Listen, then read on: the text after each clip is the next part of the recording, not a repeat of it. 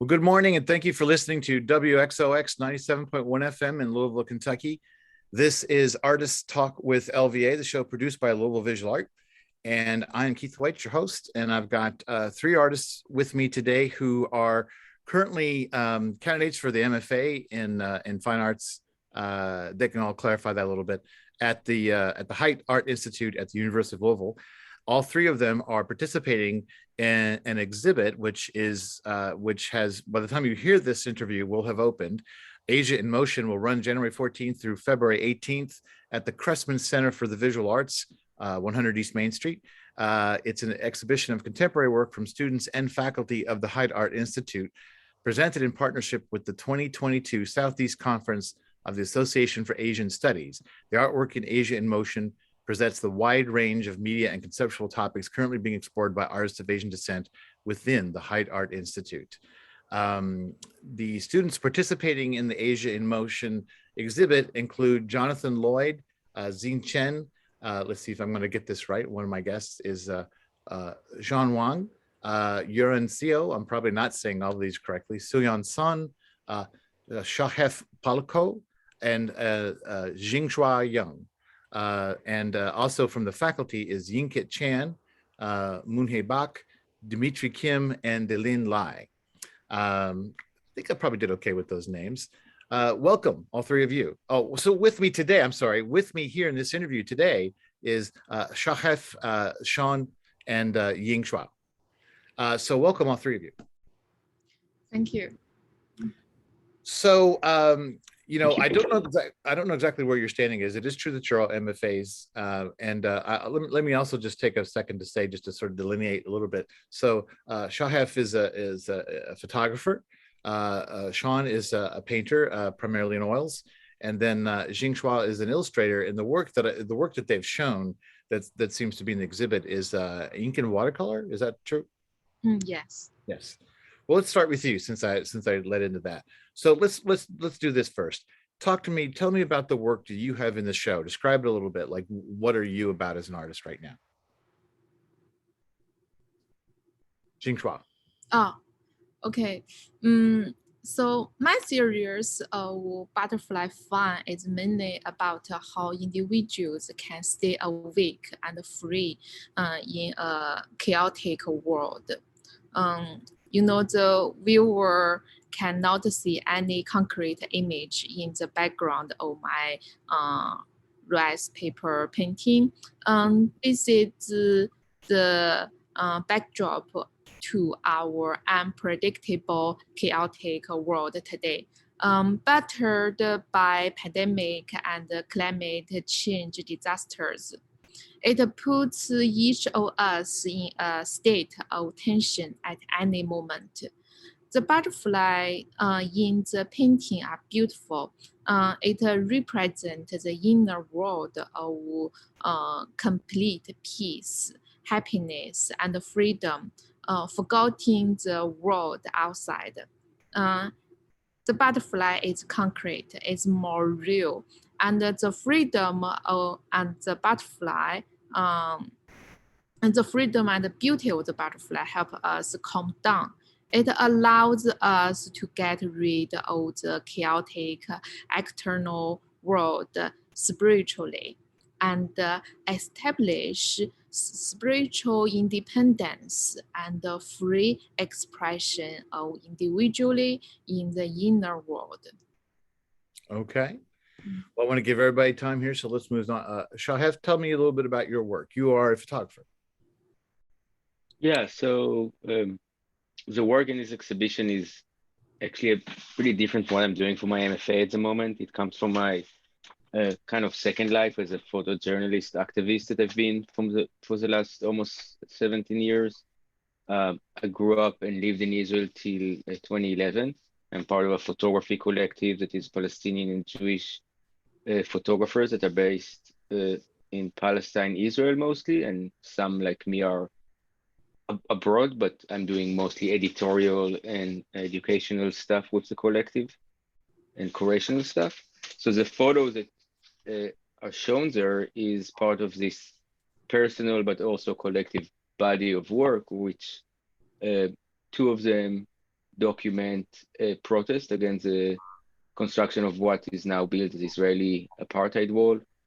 So it's a Palestinian protest, and then there are two photos that are kind of a contrast to show the everyday life, non-decisive moment. If the protest photos are based on this photojournalism idea of catching the most intense or the most decisive moments of an event, the other two are night shots that trying to show the subtle, more everyday existence of the occupation, but not necessarily just as it is oppressive, but also to show the resilience through the everyday life of Palestinians. So it's a contrast between the resilient in protest and resilient in everyday life. So the night photo shows a wedding dance from far away, and the other photo is the nearby checkpoint. They are less than half a mile from each other, and it shows this coexisting realities that are always intersect with each other. Of you can go on your everyday life, but you can never run away from a military occupation that you live under. What I try to show that as as somebody who comes from the privilege, or as some say as a colonizer side, I can still stand in solidarity and work with the colonized and in support of Palestinians and Palestinian liberation. So these four photos try to show very little from a very big body of work and histories that I have. And because I don't do this direct photo documentary at the moment, it's a bit of a more historical photos.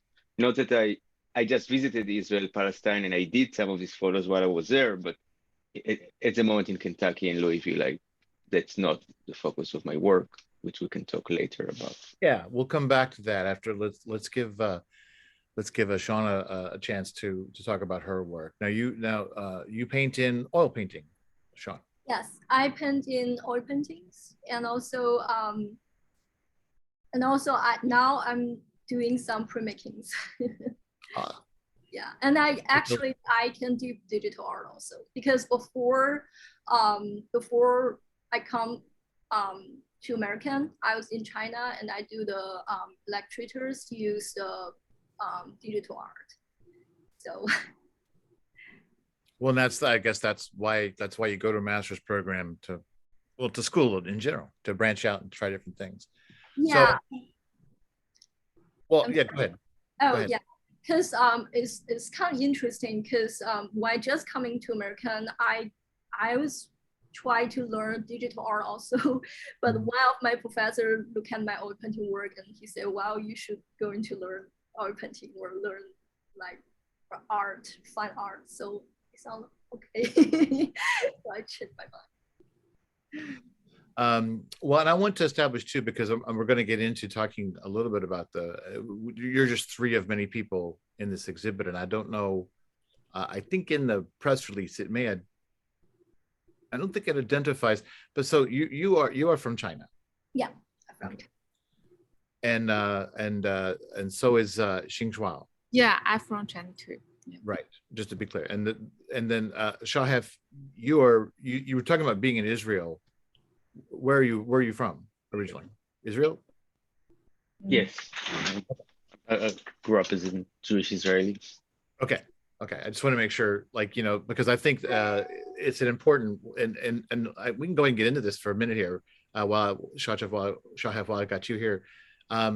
When I saw your name included, and this may be true of some of the other artists, because I don't know what all of the countries or areas are represented by all the different artists in the show, but I think that the average person in America isn't going to think of Israel as a part of Asia.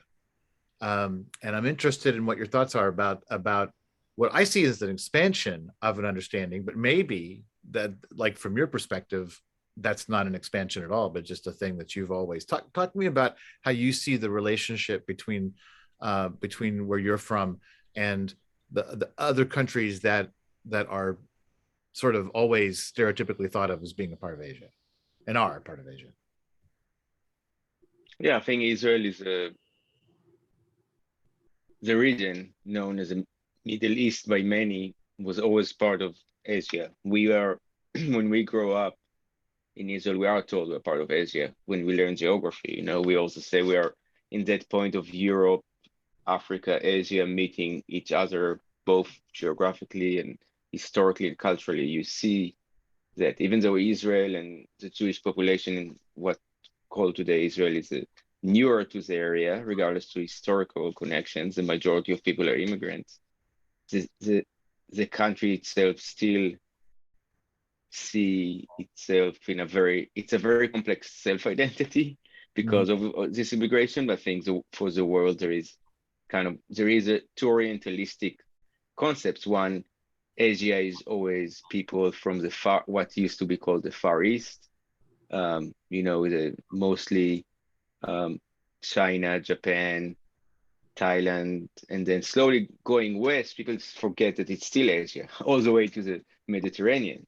So, you know, so for me, it's not actually wasn't as identity, it doesn't matter as much. I think that's more of the geographical and where I grew up and the process of self-identifying with the cultures around me are more important than actually how this is defined. Through the academic world, these names change every few years. You know, it's like Middle Eastern and Northern Africa was for a while, and now it's Southwest Asia and Northern Africa, or just Southwest Asia.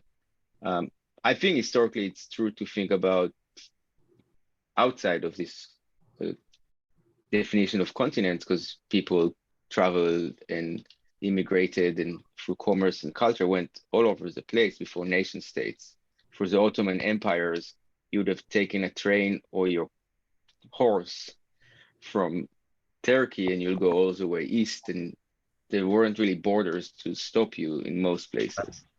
So this kind of more modern look of how regions are defined are interesting for me, but I also think it has its own limitations, and it's making us think about regions that we don't know in a very specific way that might not be true to what the region is.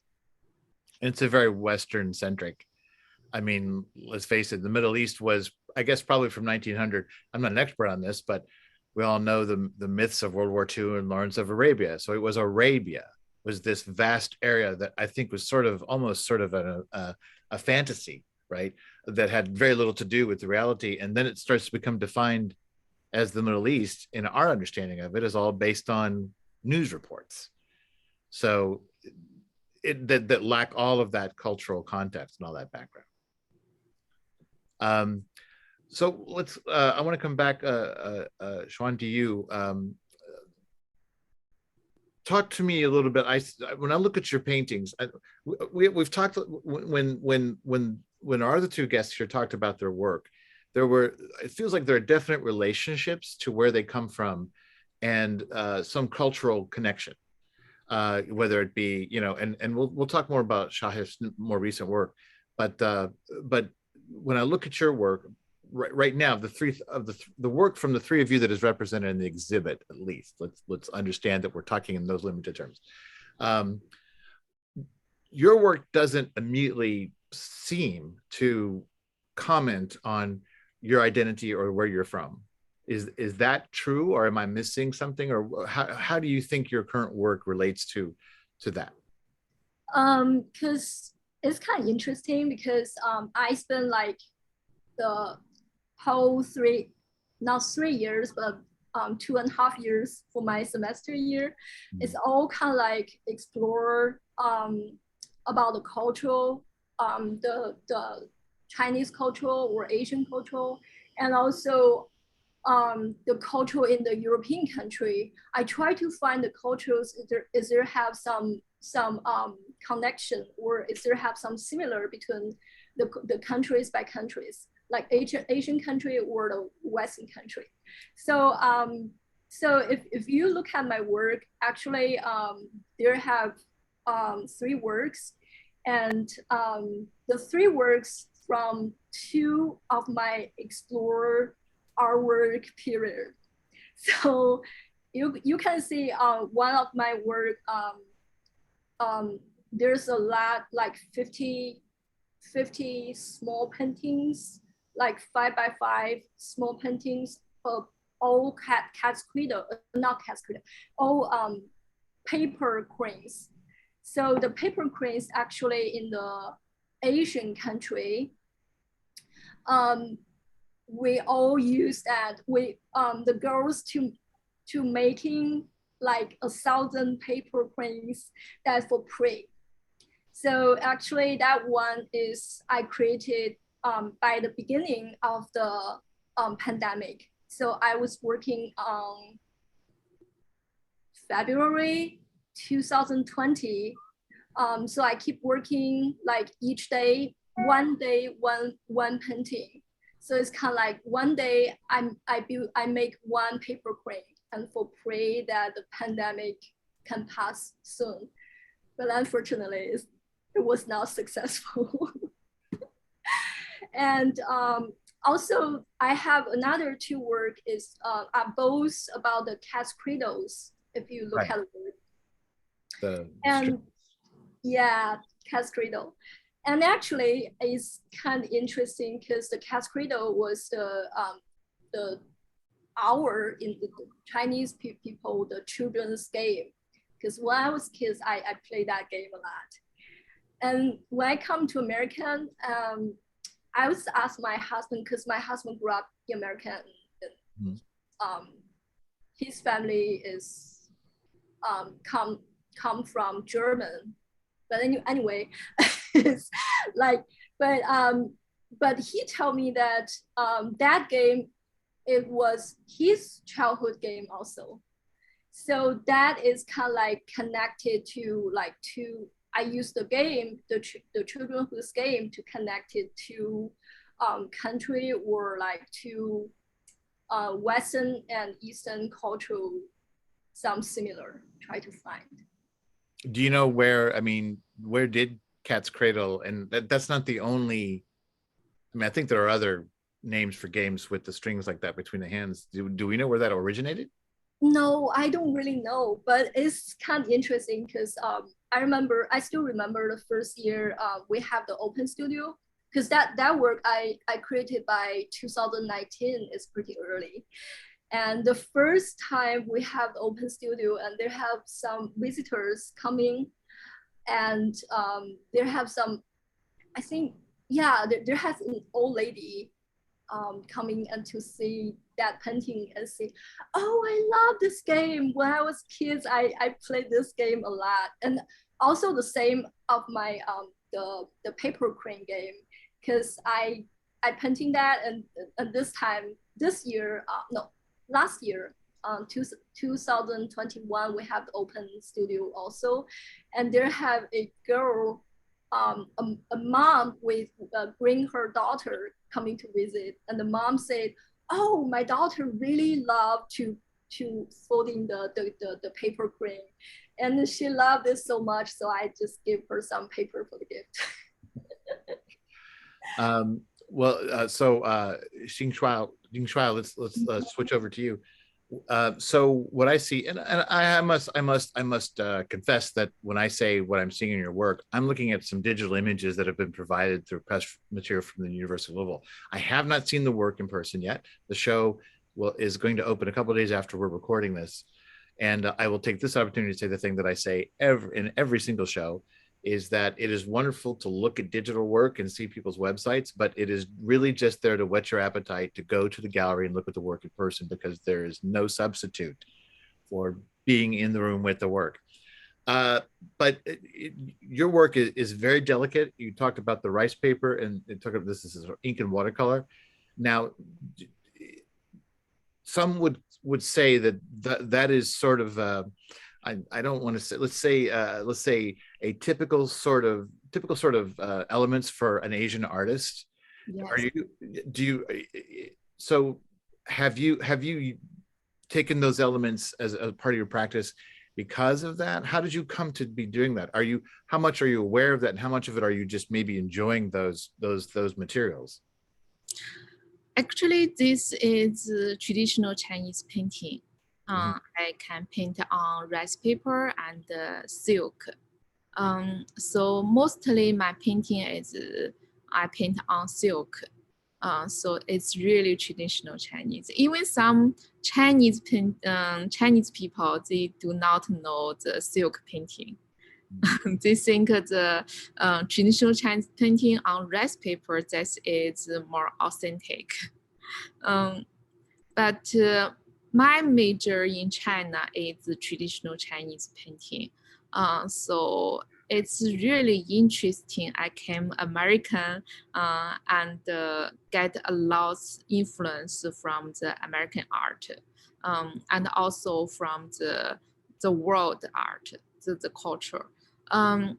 So I think after I came American, like it's opened a door for me for my art and also the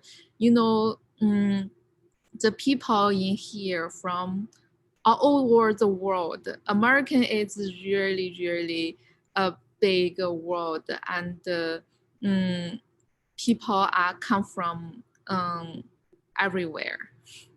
Yeah, so I got influence from different people, different kind of people, and I got the art.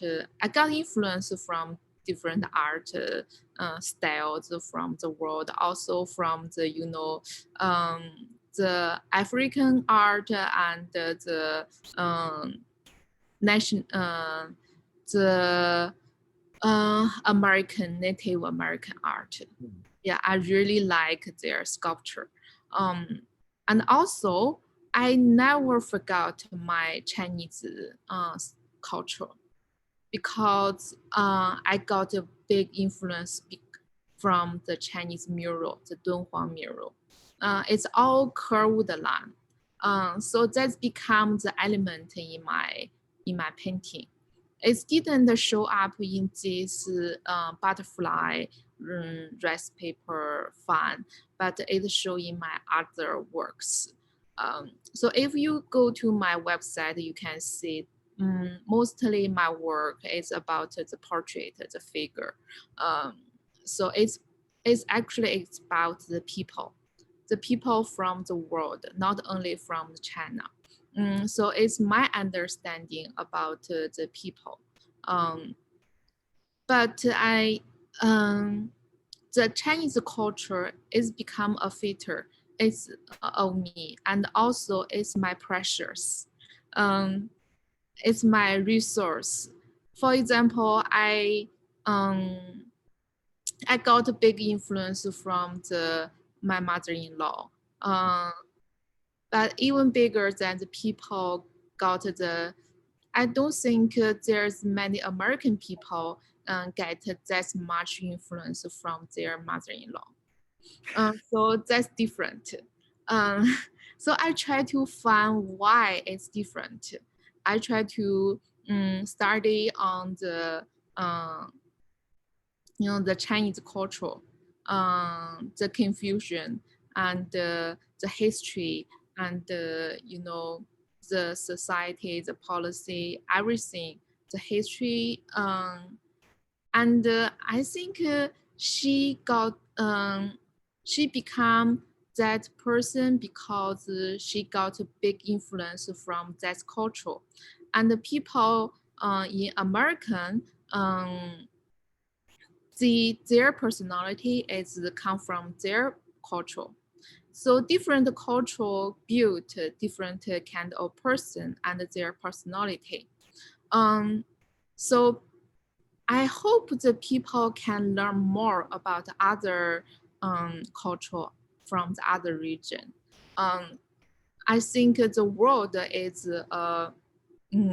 it's a big country, it's a big village. So all the people in the world,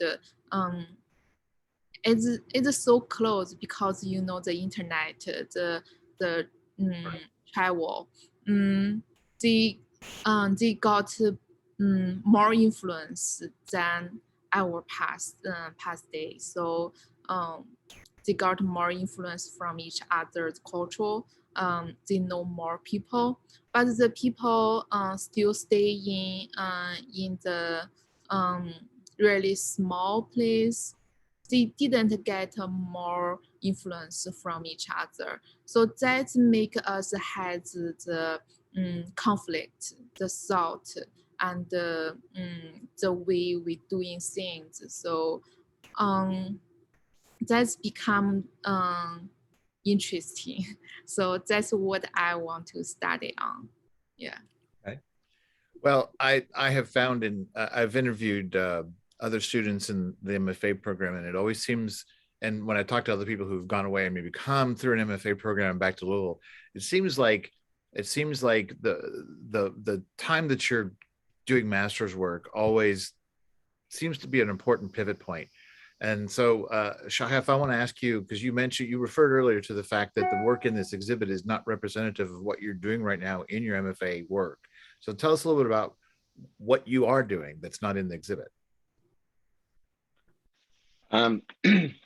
So I started the MFA half a year after the pandemic started, and also being an immigrant here and not a citizen, I felt that I don't have the same access and comfort with people around. It's not reflecting to people of Louisville in any way. It's reflective of my comfort that I had in Israel and Palestine. So my kind of direct photography with people was put aside for many reasons. So I started to expand another interest that I had. It's a relationship between people and the environment, any environment, from urban environment and the social structures and architecture and urban planning to people in the environment as what we call nature or wilderness, which is part of my investigation and research through photography and some other mediums. So what I'm focusing on is this relationship with the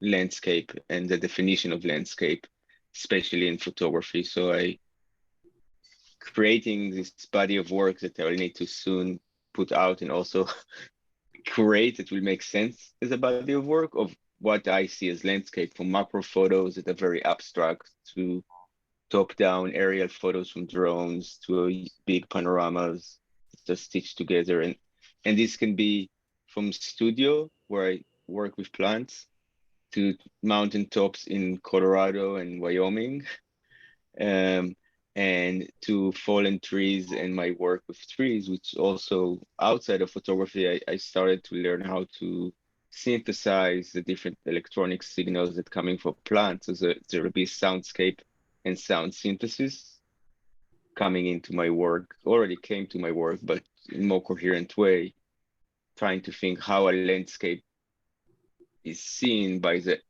human, how we influence it, and how I can bring it into my studio or final exhibition later. So it's very different, but honestly, when in Israel and Palestine, I do the same thing when I travel. I look at the landscape, not just this kind of photojournalism action shots, and think about the history and the different narratives that it carries. We know that, as you said, just from asking, the Middle East is one way to look at the region by framing it in one word.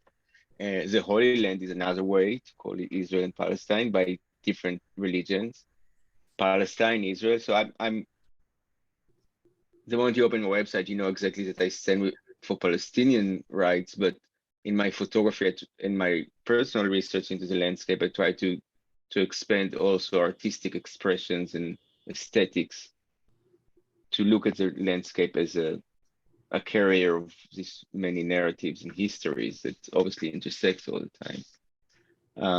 It might sound very abstract when you don't see the photos, and they're very different from what I show, but if you want to visit my studio next year when we have the open studio, and my final,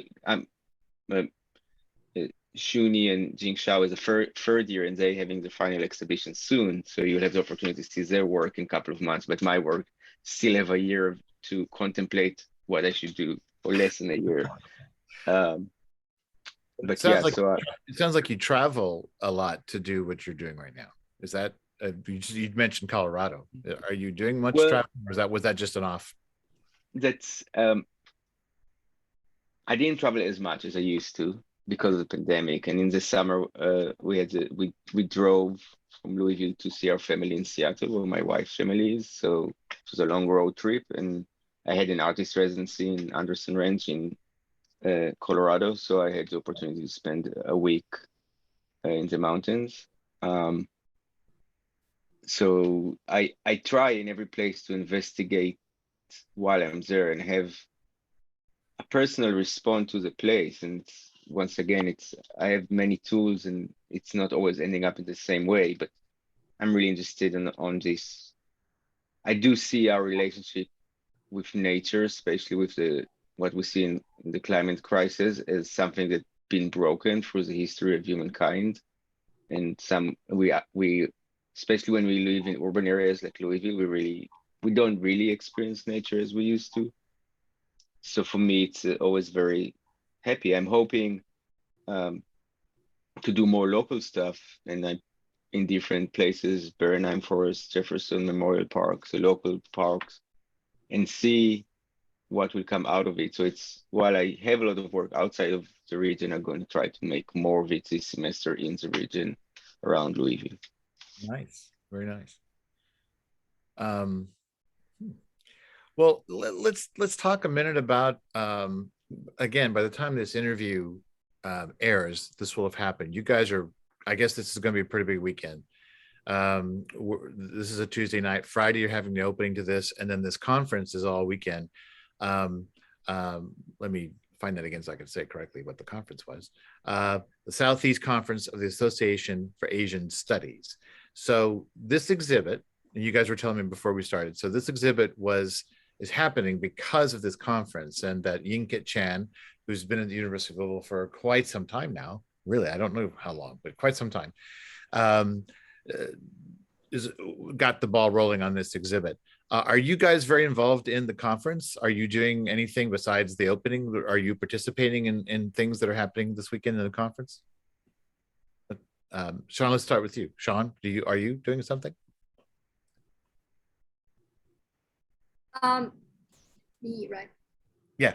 Oh, okay. Yes. Okay. Actually, I have a presentation about the meaning, the symbolic of the different embroideries in China. There have because in China we have our own traditional embroideries, and there have a lot of patterns. Those are very interesting, but there have some patterns mixing the natural elements and also the plants elements together, so give the pattern a new meaning. So that's kind of interesting. So I do some research of that, and I will do the presentation to talking about this. Do you get credit for that with your MFA program, or is it just something I guess it goes on your resume at the very least, right? It's actually my grandmother. She was a traditional. I don't think by that time the women doing the needlework is kind of like in China called artist, feminism artist, but actually she did a lot of needleworks, and she created a lot of embroidery works. So that made me had very strong interest in of the embroidery or like quilt work, like women's needlework. So that's the reason that I want to talking about this, and also because for my the final thesis, I do some research about the patterns that the patterns that in the Eastern pattern and the Western pattern, actually there have some part are in fact of each other. So some of them are kind of similar. So it's kind of like part of my research. Well, what you're talking about touches on a thing that's been going on in America for quite a long time, which is this sort of the things that used to be thought of as craft work that was actually functional. When you talk about like women used to make quilts and do things, because it was practical and functional to have things to keep warm in the house, that those things have now been elevated to the level of art. And so this sort of blurring of the line between functional crafts and art, is that what's happening in China? Yes. Same thing? Okay. In China, most like the craft work, like fabric work or quilt work or embroidery work, most works are like the housewife, after they done with the housework, and they use that the craft work to spend of their time. So by that time, people don't think it's kind of like a art, even though they think it's kind of like a traditional, the traditional work like needlework. And until now, we start thinking, oh, the craft work is kind of like a women art, feminism art also. Right. Well, the motivation or intention was perhaps different, but it still is, it still is technique and design and all those things. So yeah. What about you guys, Shachef and Jingshuo? Are you involved in doing anything with the conference? Yes, we will do the presentation too. Yeah. Okay. Next day. Yes. To talk about our works. Yeah. We all have a panel together on Saturday that each one of us will talk. So there's also a few more, I think, sorry, I had it in front of me now. There's 5 of us. 5 of us. Each of us will talk 10 or to 15 minutes. Yeah. Okay. Well, okay, great. But that's because of the exhibit. So it's 5 of the artists from the Asia in Motion exhibit. Okay. Do you guys work together much in the MFA program? I mean, you all know each other, but like, do you work together at all, or are you on separate sort of tracks at all? Actually, each of us have our own project, but we have lots of class together, so we critique each other's work and talk a lot. Okay, very nice. Well, I think that about wraps it up. It's been a real pleasure to talk to you. Just to, wrap up here at the end. Shachef Palakow, who is a photographer, originally from Israel, here doing his MFA at the University of Louisville. Xuanyi Wang, who is an oil painter from China, although she's also doing digital art now. Jingshuo Yang, who is and you were described, I think you described in the statement, it says you do illustrations. No, not illustration. It's I was going to say, because they look, and it's all just words, whatever people are happy using to describe themselves. But I wouldn't have thought of them necessarily as illustrations. They seem to be more, but all are participating in the Asia in Motion exhibit running through February 18th at the Cressman Center for the Visual Arts. They are in the MFA program at the Hite Institute at the University of Louisville. And so if you want to see this work, which I am dying to go see it myself, that's where you'll find it. So thank you, Shachef, and Shachef, I hope I'm getting these right, and Jingshuo. Yeah, thank you for inviting. Thank you. Thank you.